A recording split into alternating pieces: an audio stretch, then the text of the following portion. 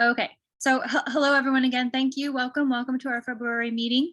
I'm Melanie, the admin assistant for the World War I HA, and we're here today with Joe Robinson, a retired Army colonel and author of, I believe, 7 previous books on World War I, including the Tomlinson Prize winner, The German Failure in Belgium, August 1914. So really fortunate to have Joe here to talk with us today. And you can see the topic of his talk today is specifically about the sneak attack on Liège. Before we turn it over to Joe in just a minute, Sal and Randy, I think we definitely wanted to give some updates on the quiz in March. Did you want me to go ahead with that, or Randy, did you want to say anything? Yeah, I'd like Randy to speak on this. Go ahead. Okay, so one of the things next, you can hear me, right? Just want to be sure I'm unmuted. Instead of, or in lieu of the normal Saturday morning meeting next month, we're going to do a quiz night, and that's going to be in the evening. I believe it's going to be at 8 p.m. Eastern time.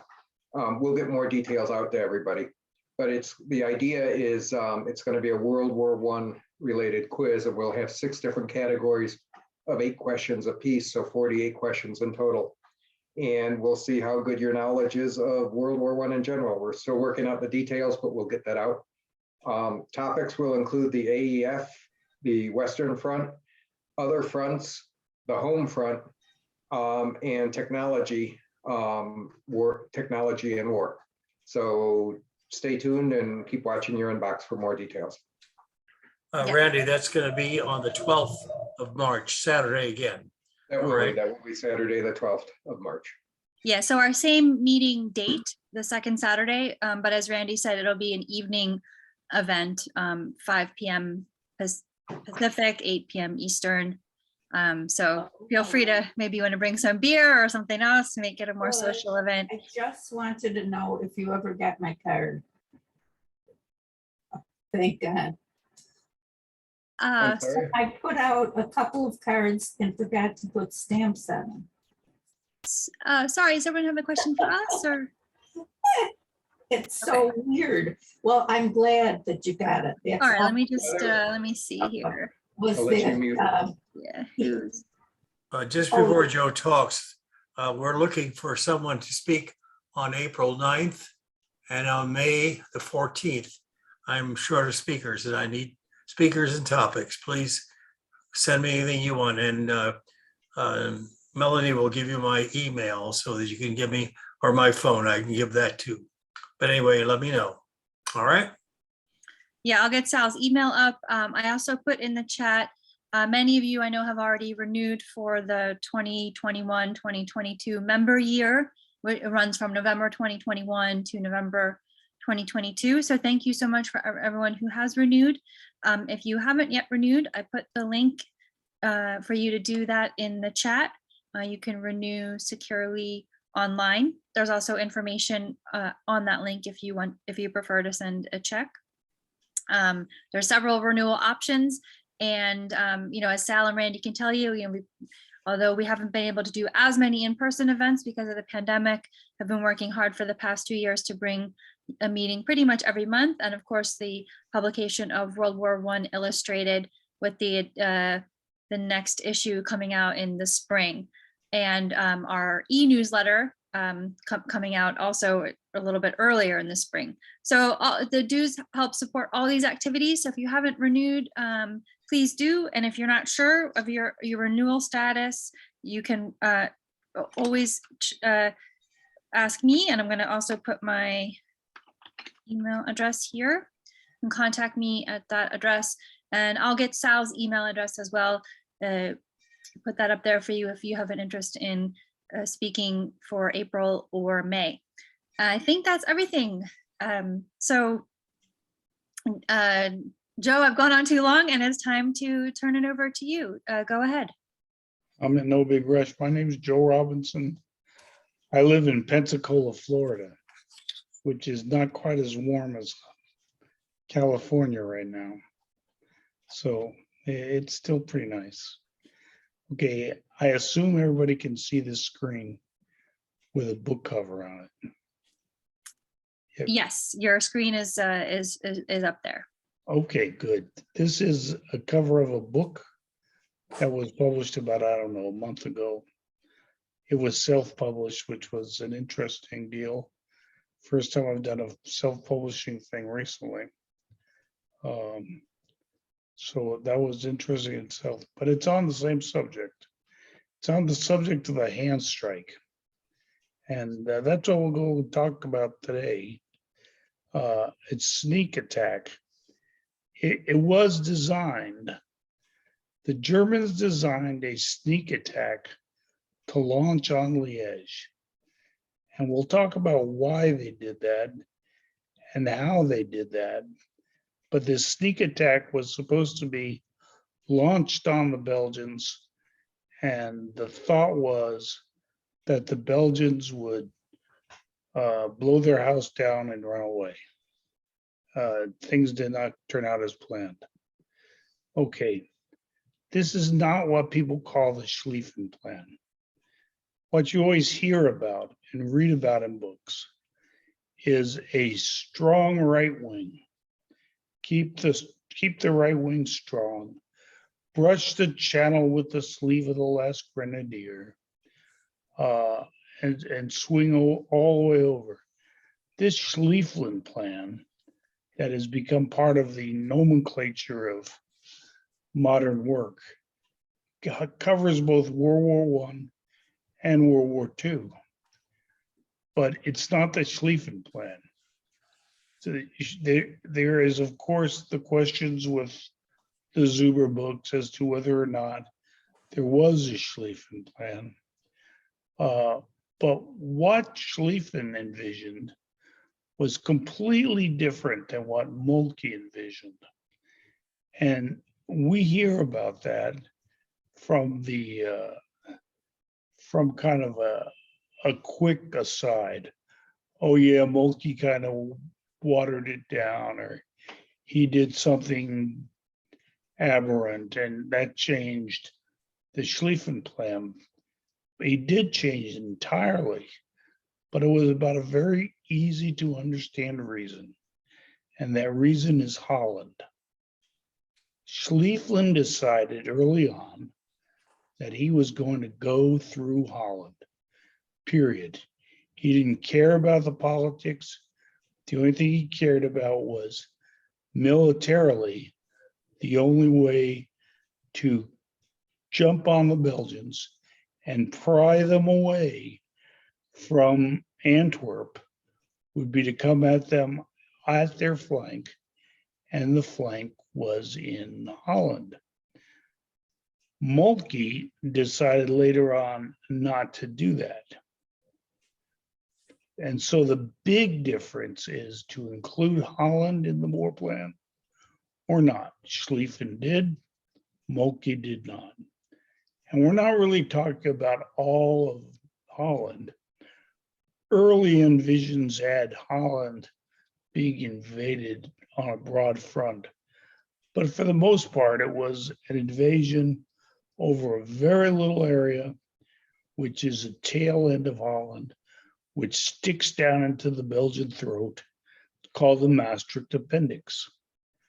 It's a thin little area. And if I jump to a map, which is ahead, and I don't know that I've got a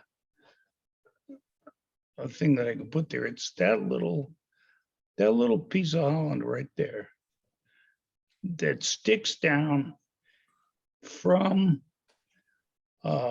mainland Holland all the way down to just about to Liège.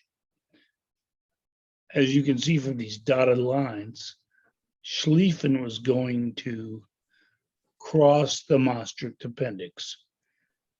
Political ramifications be damned.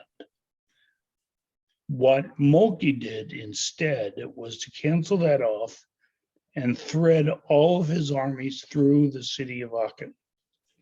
So before they got to Liège, they had to go through Aachen. And to get through Aachen, they had to do it almost single file Indian style. I mean, it was it was a vertical approach as opposed to a horizontal approach. The horizontal approach up the Maastricht Appendix was what Schlieffen was planning on doing. Moltke gave up those assembly areas. And the one thing that I keep pounding the table on, but a lot of no academic has taken up the gauntlet that I'm aware of, is that Moltke never told anybody. So you read a lot about the start of World War I, even in Sleepwalkers by Clark, which is, I think, a wonderful book. They never mention this, that Moltke, sort of the expectation was that the Kaiser and the Chancellor and everybody thought that the Army kind of had this in hand. And if we were going to go to the West, the Army kind of would be able to handle it. The problem was they didn't have a good plan. The plan was really rotten. And I think you'll see where it was rotten. And Moltke had to know. He had to know that this plan was rotten, but he never told anybody. And he never admitted it either. So that's my little claim to fame. Okay. Oh, so Joe, I was just going to ask if you could show the map again, and you just did. So perfect. Okay. This is kind of you can see the dark black line going through Aachen here before they got to Liège. So the assembly areas for the German armies in Moltke's world were here to the right of Aachen, whereas in Schlieffen's world, they were north to south to allow them to cross the Maastricht Appendix. So you had this real constraint at Aachen and a real constraint at Liège. So they had to open up that constraint. And the plan to do that was, number one, planned by the Great General Staff. And the Great General Staff was a separate organization from the regular army. And to qualify to get in the General Staff was extremely difficult. To give you a feel for how many guys were in this, in a division, there was one General Staff officer. So there was the Great General Staff, which was back in Berlin. And then there was a Field General Staff, which had a few people here and there. But in a division, there was one guy, just to give you a feel that they weren't many. But they came up with this plan and they were not going to share it with anybody.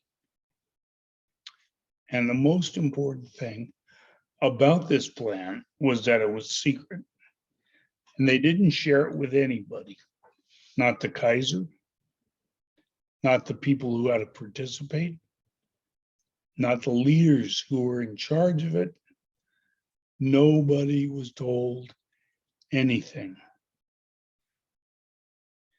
So in the plan, they decided to call on 6 different brigades out of the Second Army and use them to open up the constraint at Liège using a sneak attack. They figured they couldn't bowl it over, so they decided they were going to take 6 brigades and sneak in there. Now, these 6 brigades were not of one corps. They were of 6 different locations. So none of these brigades had anything to do with each other. They had never trained together. They had never worked together.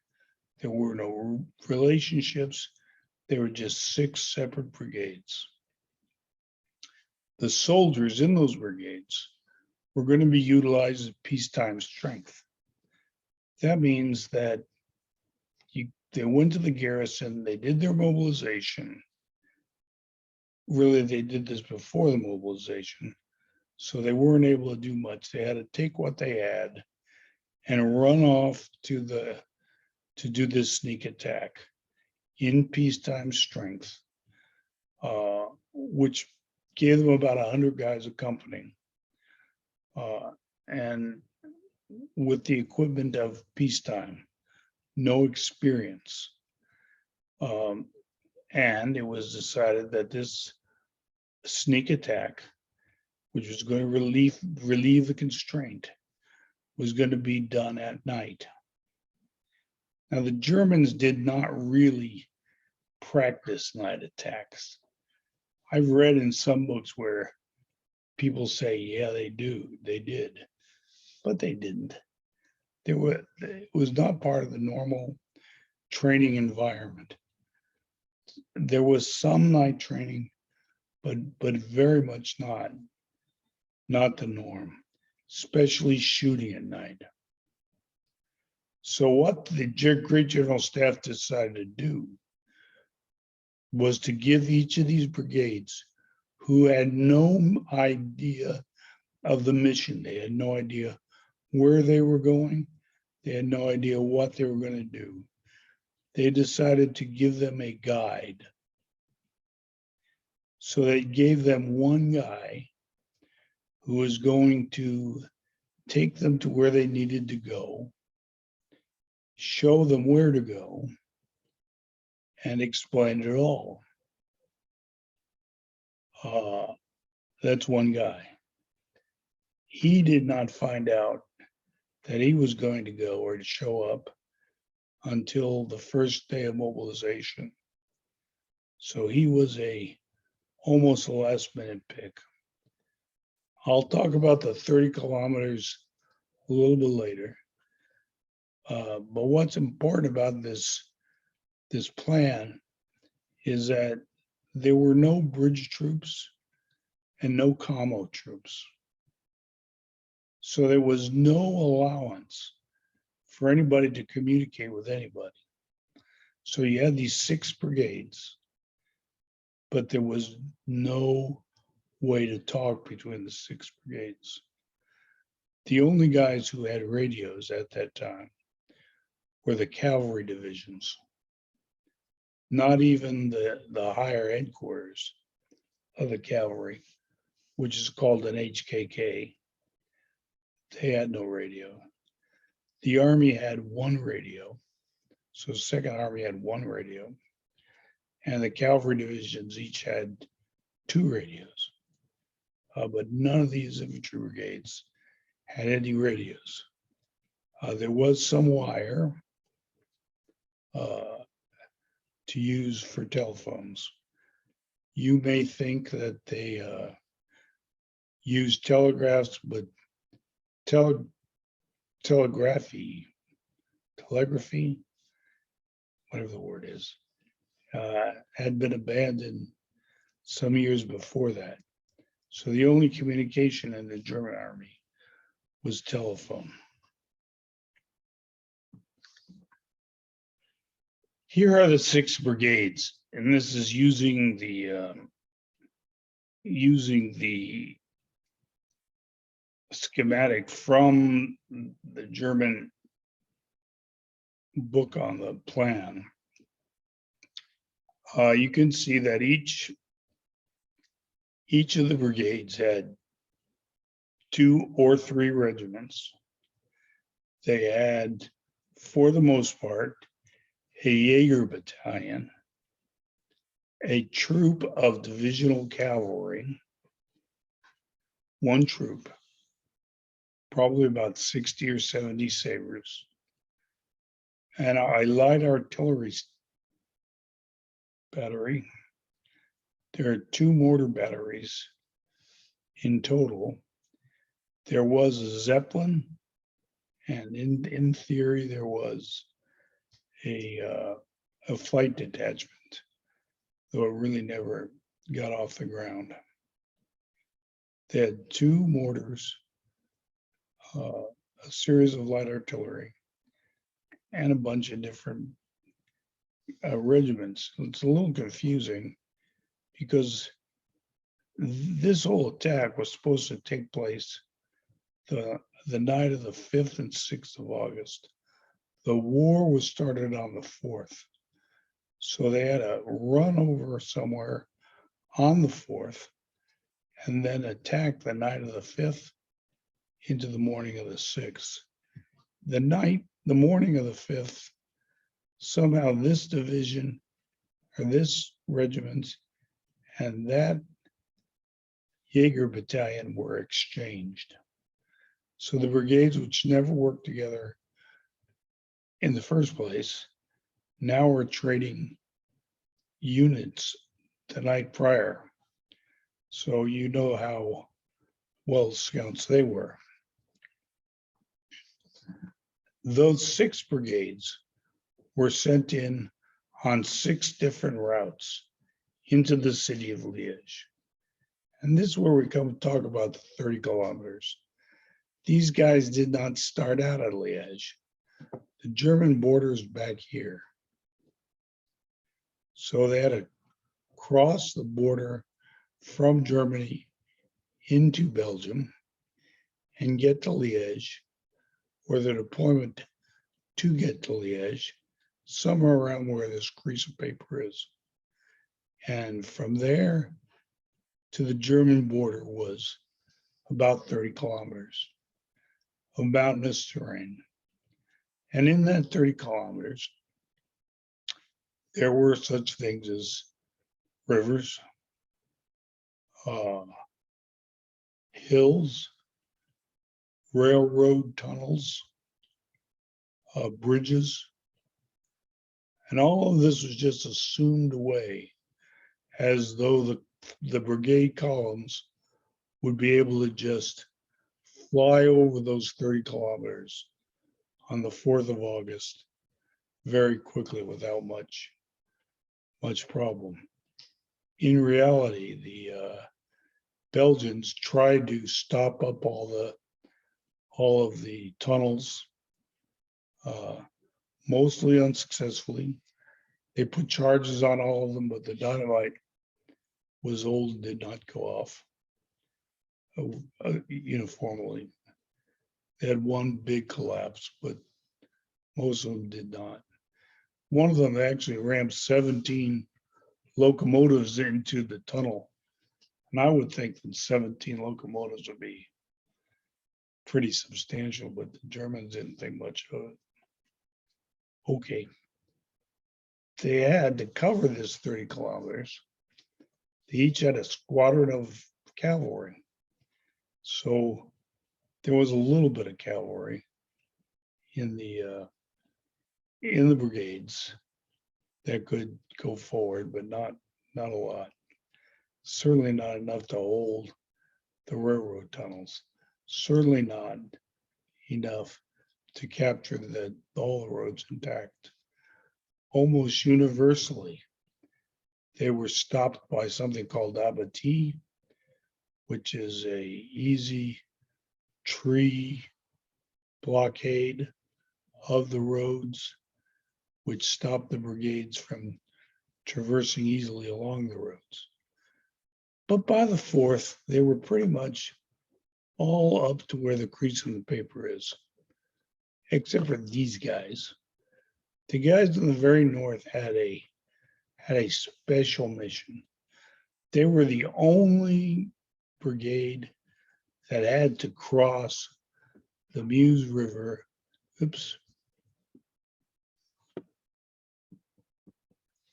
The Meuse River as part of the operation. So they were supposed to come here on the 4th, see a bridge. Boy, this is not working. See a bridge in Visée on the 4th and cross the Meuse River and take Liège from the north.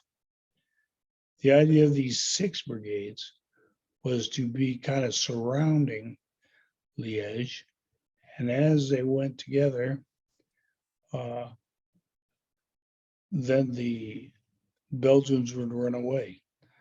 The plan made out that there would be 6,000 Belgians to fight, and the Germans had about 25,000. Reality was, though, that the Belgians had 30,000. So when the Germans took off, they were already outnumbered.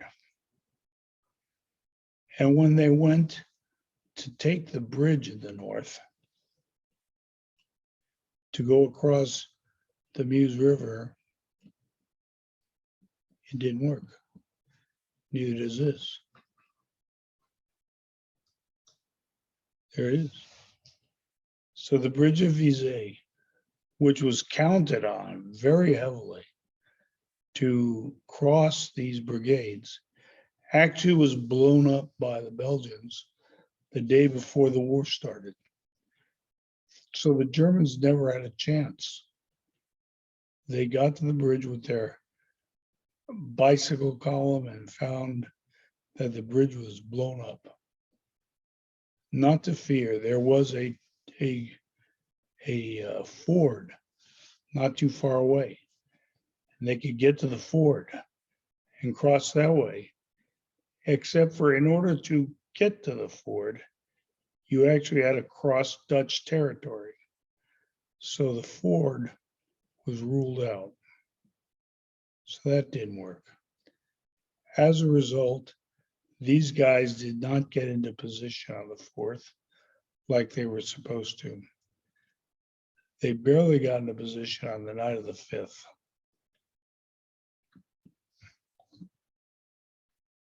There were some things that didn't go so well. One is it was pouring rain, wouldn't you know it? You know, it was at night, inexperienced young soldiers.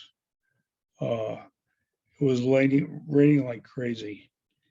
And in the dark, everybody had land navigation problems. Remember those guides who were supposed to know exactly where to go? Well, sometimes they got lost. And there was one guy that actually ended up having the brigade follow him in single file, and then he turned back on himself. So that didn't work. They also had some big problems with fratricide. Now, at that time, the Germans were big on the stories of Frank's career. They had been raised for 40 years since the Franco-Prussian War that those kind of events were going to take place, that they'd be attacks by Frank's career. So they were very jumpy. As a result of them being very jumpy, there were a lot of fratricides, and a lot of the atrocities that were committed on the 4th and 5th and 6th can be easily attributed to fratricide. Spooked soldiers, sometimes fueled by alcohol, shooting at themselves. The 6 brigades went along the 6 routes, and 5 of them failed miserably. One of them actually got into the center of Liège. So the Germans ended up with 2 regiments on the inside of the city, then a donut of the forts, and the rest of the Germans on the outside of the city. The commander of the force, a guy named General Emick, was out of contact. Remember, there were no communications troops, so he had no way of contacting anywhere, and the rumor mill went wild. Second Army thought for the longest time that Emick's headquarters had been destroyed. They weren't expecting such stiff resistance. They weren't expecting so many in the resistance. But that's what happened. Those 5 brigades all recoiled and pulled back. 1 brigade made it into the center. And just before the Belgians were about to declare victory, they were given the retreat order by General Lehman, their boss. So snatching defeat from the teeth of victory, the Belgians were on the verge of success and suddenly were told to run away. So they did, leaving the brigade on the inside of the city. Losses are a good question, and it's just a good question.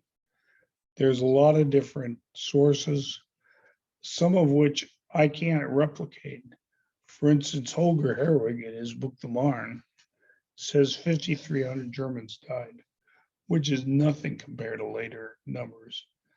But in regard to these fresh soldiers, half their peacetime establishment at half strength, and the first days of it, 5,300 would be a pretty big smack in the nose. But I don't know where he came up with that number from. He doesn't leave any footnotes, and I can't replicate the number. So that's all I have about that. In the meantime, we need a book with all the details and all of the maps. We have maps for every brigade, which I'm too lazy to show you. But it's, we cover this thing in great detail and show where things went right and where things went wrong. It's footnoted heavily and drawn almost exclusively from foreign language texts. Because as you know, the British Expeditionary Force was not yet on the continent on the 4th of August. So the British official history doesn't really have anything to say about it.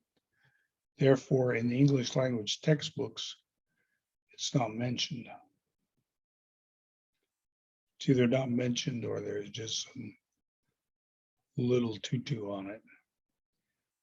And that, my friends, is it. I'm open for questions at any time. Yeah, Thanks. I have a question if I can, Joe.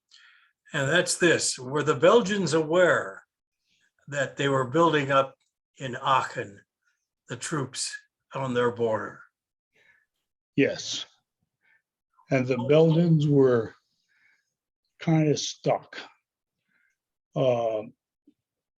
Because of the neutrality agreements that Belgium was trying to show a stiff upper lip about, they had to defend against 3 possible incursions: the French, the Germans, and the British. So even though they knew they were building up, they didn't know, they couldn't turn their whole attention towards the Germans. I mean, it was like, yeah, turning it against the British would have been pretty stupid, but that's what they had, that's what they did. What is really surprising to know, though, is that the deputy chief of staff of the Belgian army decided not to blow up the bridges in Liège. So when the Germans came over, they were fighting for intact bridges. And the reason why he kept the bridges intact was he believed he could do a attack into Germany. So the Belgians were, this guy in the Belgian staff was still thinking they could hit the Germans before they mobilized. Well, there's another issue I want to bring up before anyone else asks questions. I've been in many times the southern part of Belgium there, and it's the only hilly part of the country. The rest of the country is fairly flat, but there begins a series of hills. And did the Germans have any topography maps and geography maps that help them they identify this sort of structure? Yes, they did, but there was a big shortage of them. And then the big shortage of maps became acute when they suddenly came out of the secrecy mode and said, okay, you got to make this attack 6 brigades, but we can't give you a map because it's secret. And they had the topography down because they had reconned it allegedly. It's similar to the Ardennes mountainous terrain. The terrain of that 30 kilometers is very similar. It's just tough and nasty. And you're really restricted to the roads in a lot of the area. Okay, thanks. Looks like we have a question from John. John, go ahead. You can unmute yourself and ask your question. Great, thanks, Melanie. I've always wondered about the forts and what was their capacity to attack from the forts, or were they completely defensive? So you hear the word siege. Why not surround it instead of trying to take them? Because basically you've got they're prisoner of war camps once they're surrounded. And but what was the capacity of the Belgians to attack from the forts? Zero. Zero. So basically, why try and take them as opposed to a longer siege, preparing for counterattack if the British Expeditionary Force came as they were supposed to? Because above all things, the Germans wanted to clear out the locks, the lines of communications through Liège. Remember, it's really constrained. So they couldn't go to the west of Belgium unless they had the locks in Liège. And the forts dominated those roads, Okay. dominated the locks. So they had to get rid of the forts as quick as they could to allow the single file stringing of the German armies to get to the west and allow them to deploy for the big advance. And there is a lot of discussion about how long did the forts and the struggle in Liège hold up the Germans. Well, my argument would be hold up what? Because they really screwed the pooch by not using the Schlieffen plan and scraping the Belgians away from Antwerp, because the Belgian field army escaped into Antwerp and ended up on the flank of the German army all through the Mons campaign. Yeah. That's the next book, and that's coming out in this summer probably. Thanks, John and Joe. And Joe, you kind of addressed this already in your answer just now, but there is a question in the chat from Jerry asking how effective were the Belgian defenses in the forts surrounding Liège? So if you have anything you wanted to add beyond what you said. Yes, quite a bit actually. We all know about the forts, and they were these heavy forts that didn't have any communication between them. But what the Germans assumed, and it was an assumption, was that there were no defenses built between the forts. So the object of the 6 brigades was to squeeze in the cracks between the forts and get into the center of the city. The Belgians, who mobilized several days earlier than the Germans, built up the temporary defenses between the forts. So there were redoubts and bastions between all the forts. So that when the Germans ran in there to go, ollie, ollie, oxen free, we're storming through here, suddenly they ran into a stone wall of the Belgian army, which fought pretty effectively as a combination of the redoubts and the forts. And it was dark, and it was raining. In my humble opinion, the way that the Belgians fought was very confusing. The German fighting was, I thought, pretty normally based, but they didn't do such a good job. Their assumptions were so bad that the Belgians would be only 6,000, that there'd be no defenses outside the forts. And they found that to be just not the case. So Thanks, does that thanks, answer it? Joe. Yeah, I think so. Jerry, if you had any other follow-up, just let us know. Louise, why don't you go ahead and unmute yourself and ask your question, and then we'll get to a question from Chuck in the chat. Louise, go ahead. I was wondering if you could elaborate a little bit on the lines of supply following those 6 brigades and what their experience was as they approached the frontier and crossed the frontier. They had no supplies outside of those that were internal to the brigades themselves. So you're really talking about the field trains, no light ammunition columns, no COMZ, no communication zone, nothing. What is surprising to me is that some of the atrocities were actually committed by those supply troops. So while the brigade supply troops were engaged in their own business, they took the time off to burn houses and shoot civilians. But there wasn't a big logistical chain because they weren't mobilized yet. This is all, Thank you. this is all pre-mobilization. So resupplying ammunition wouldn't work. There was no resupply. Okay. Thank you very much.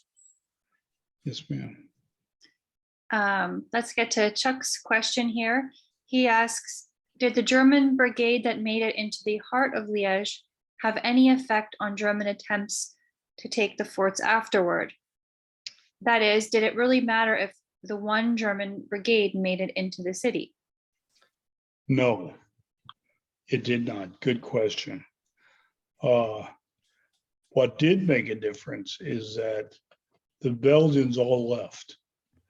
So while the Germans are entering into the center of the city, the Belgians are literally streaming away, and they ran away quick.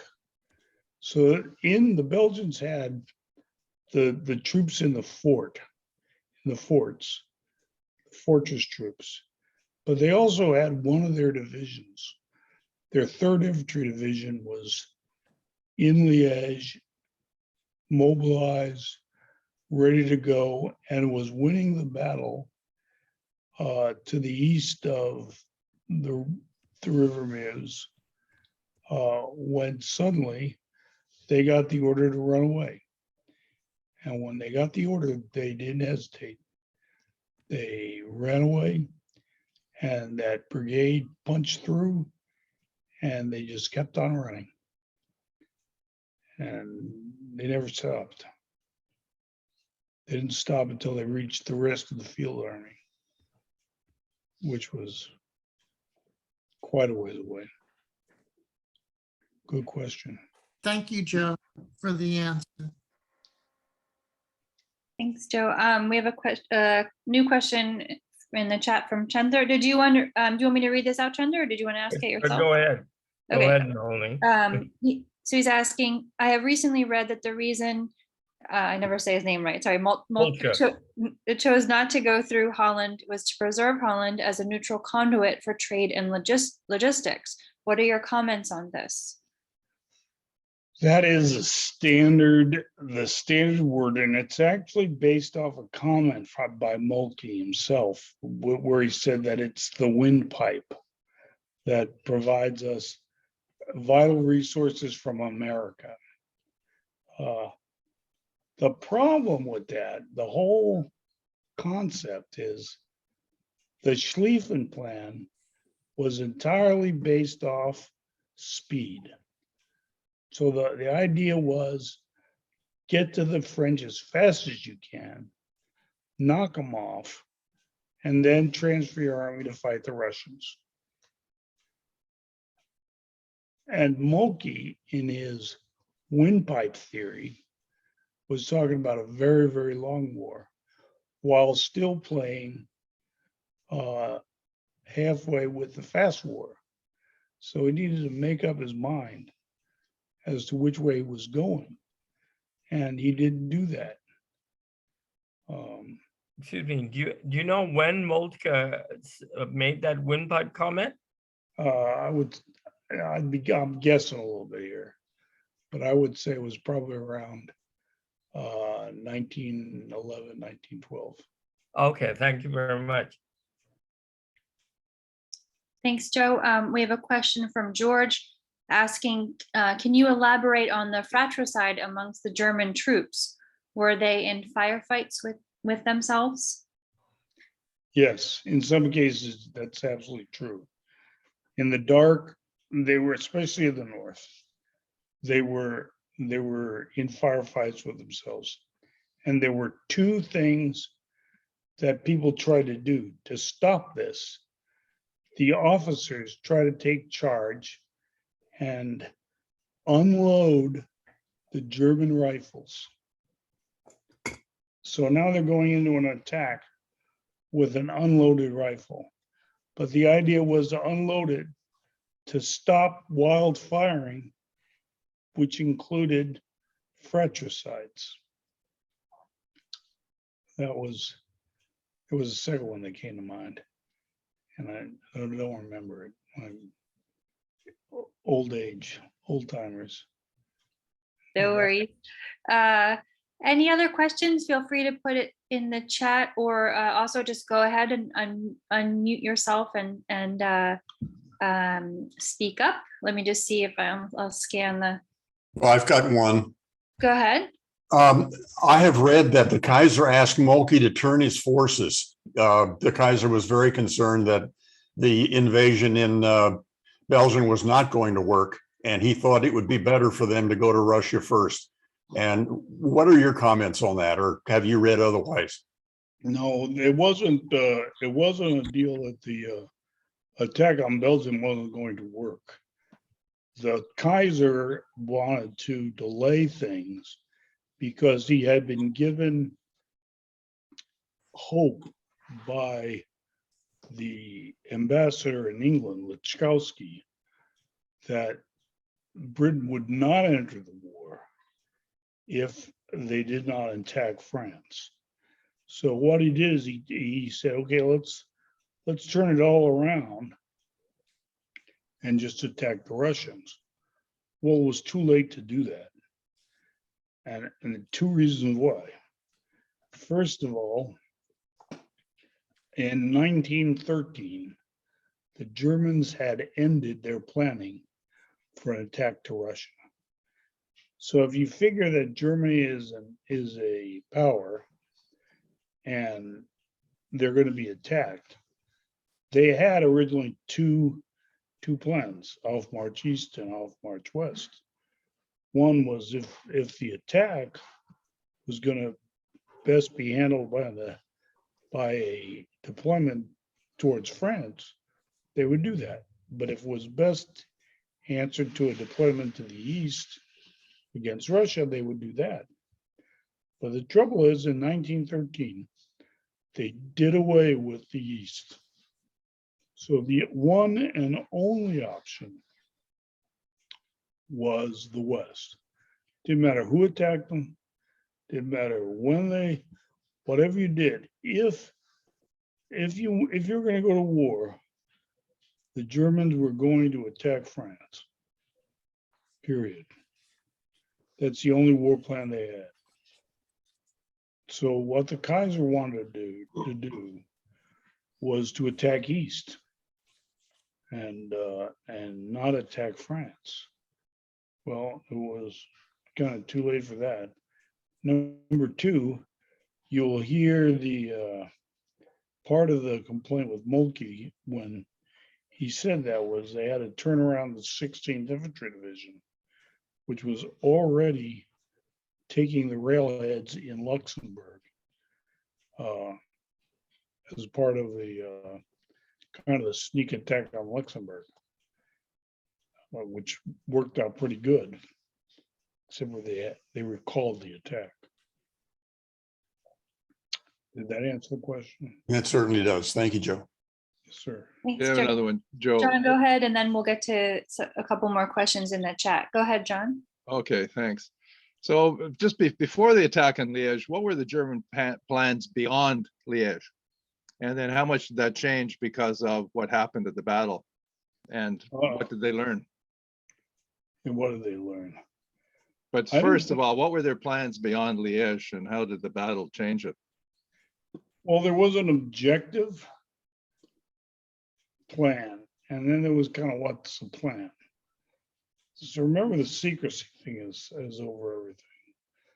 The objective that Moltke gave them was threefold. First, they had to defeat the Belgian army, keep them out of going into Antwerp, and defeat them. Second, to defeat the British Expeditionary Force wherever they showed up. And third, to fall on the left flank of the French army. So that was the plan. What did they learn from Liège? They learned that they failed to destroy the Belgian army. And so they gave it lip service. And Kluck actually said, well, those guys at Antwerp will never bother us. And later on, he ended up putting 2 corps to keep them bottled up.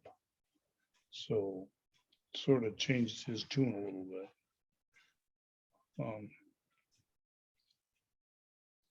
That Thanks. answer the question? Great, thank you. Joe, wasn't the objective to make the big left turn and go into France to capture Paris and take the French out of the war? No, that's the question of around Paris or before Paris is the question. In the 1906 document that Schlieffen wrote up, there is a map which shows going around Belgium, or not Belgium, Paris. The Germans didn't have the troops to do that. Okay. But there is this map which makes up troops and has them going around Paris. In their real plan, in the way they did business, it wouldn't matter where they made a left cut, as long as they could envelop the French left wing and destroy the French that way. The apologists after the war talk about, well, it's just the French. It was only the French. We only had to worry about the French. But it actually was the Belgians up in Antwerp that took a tremendous amount of pressure off the French and made the Germans blink several times and put 2 corps up there to stop 3rd Reserve Corps and 9th Reserve Corps, which had the Germans used it, would have done a lot of good stuff in the Battle of the Marne for the Germans, just like the Germans sent 2 corps off to the east, which could have been used in the Battle of the Marne. Thank you. Thanks, Joe. We just have a few minutes left couple kind of quick factual questions in the chat from Chuck. At the time of the sneak attack, had Germany already officially declared war on Belgium? Yes, the declaration of war was the 3rd and 4th. So yes, they were officially at war. Okay. Thank you, Joe. And from, oh, sorry, did someone have a follow-up there? Okay, I'll ask this next one, and then if you do have a question after that, please go ahead. Steve Sotheby is asking, could you comment on the word Handstreich and the two parts of it, the hand and the strike, and how it's translating into sneak attack? It's actually the German word for coup de main, which is what this is. It was a surprise sneak attack called a coup de main, which Napoleon said was in the realm of luck, not in the realm of planning. There were too many little ends hanging off. But it's only called really a Handstreich in the German language. And it is referred, this one in particular is called the Handstreich, as opposed to any other coup de main that were used. They didn't get the name Handstreich. It's a good question. Well, yeah, it's interesting that it might come from the French, because main in French means hand, strike of the hand. So yeah, it just didn't make sense to me. Thank you. Okay. Thunder, go ahead, and I think yours might be the last question.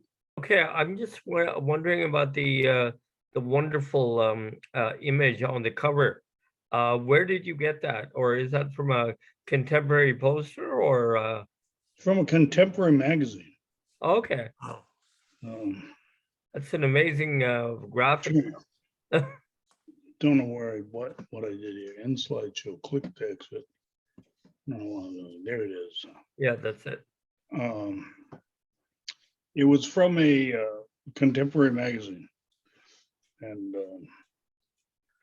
then of course you do artsy stuff to it.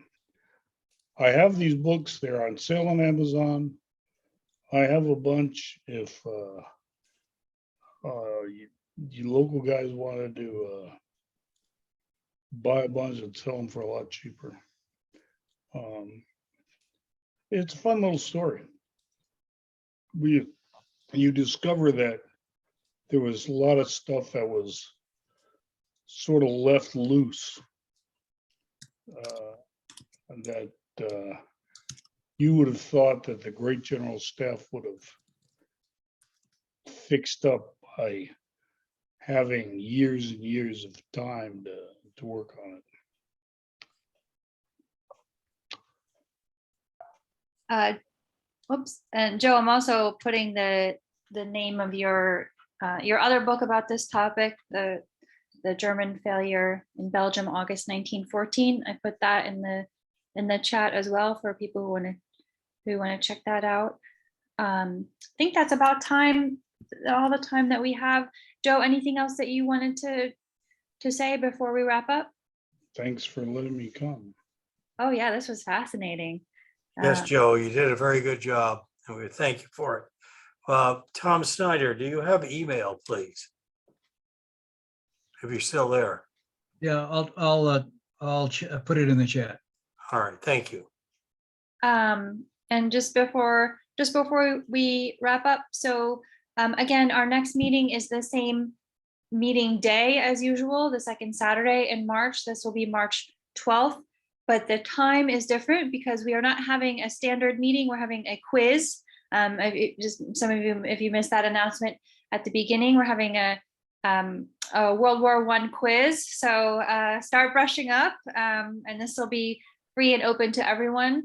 Look for more details in in our e-news blasts. We'll have more details shortly, but again, that's March 12th, and it will be at 5 p.m. Pacific, 8 p.m. Eastern. Sal is looking for speakers for April and May. And let me just go back up to where I put his info. Let me just put that. Oh, I forgot. You cannot copy and paste in the chat. Oh no.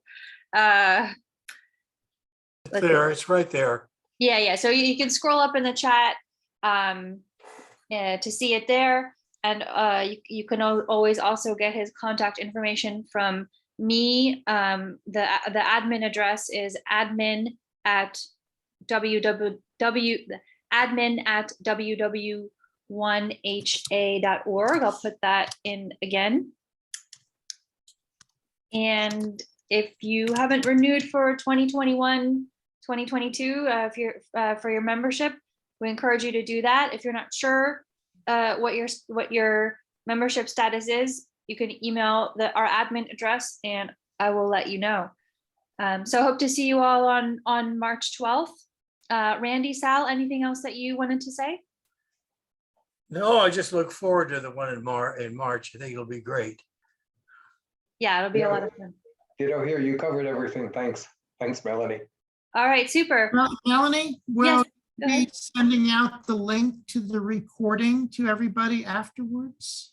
For Oh, those yeah. that weren't able. Yes, so I put those on our YouTube channel. Let me just put that link in the chat real quick. Sorry, like I said, my interface is a little slow today. Let me just get that back up. And I will try to do that by Tuesday. Here it is. Just give me 1 second, everyone. Sorry about that. Put that in there. Yes. Okay. This is the link for, so I know it's a very long and cumbersome link. You can click on it now if you want to access the channel. And you can also Google, you can just type into Google World War I HA YouTube channel, and that's another way to get there. And if you're having any trouble or questions, again, you can email me at the admin@www.1ha.org address, and I'll help you out. But again, it's very easy to find on Google or any other search. If you, I know this is a long link that would be hard to remember. So that's a couple options there. But yeah, I will post that video up on our channel. There's about almost 2 years now of videos up there from the meetings, and then of course other previous videos as well. Our entire recording collection is on that YouTube channel.